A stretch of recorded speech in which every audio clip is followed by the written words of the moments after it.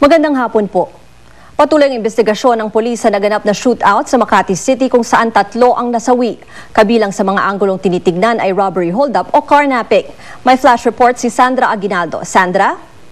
Ruth, hanggang ngayon hindi pa identified ng mga pulis ang suspect na nasukol sa loob ng isang bahay sa Barangay Bangkal, Makati City. Ito ay dahil walang ID o anumang mapagkakakilanlan na nakuha sa suspect. Ang tanging nakuha sa kanya ay 2 baril, ang isa dito ingram at ang isa ay 9mm at 3 cellphone. Ayon kay Makati Police Chief Senior Superintendent Froilan Bonifacio, tingin nila ay miyembro ng isang sindikato ng robbery holdup o kaya carnapping ang suspect.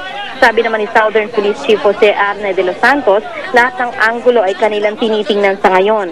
Iniimbestigahan na ng mga pulis kung may kasama ito.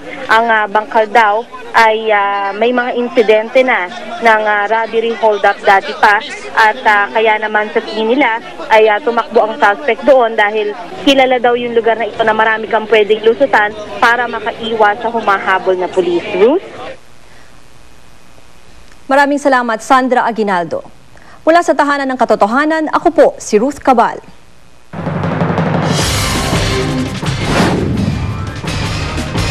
Magallanes flyover. Nakitaan ng bitak kaya kailangang buhusan ng semento para matiyak ang katatagan. Mga mabibigat na sasakyan, bawal pa ring dumaan. Humambalang na signage sa EDSA Pasay nagdulot ng buhol-buhol na daloy ng trapiko na umabot hanggang Quezon City.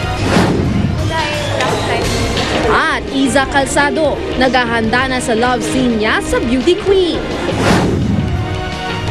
Tutukan sa 24 oras dahil hindi natutulog ang balita. Mamaya pagkatapos ng Bantatay at bago ang Survivor Philippines Celebrity Showdown.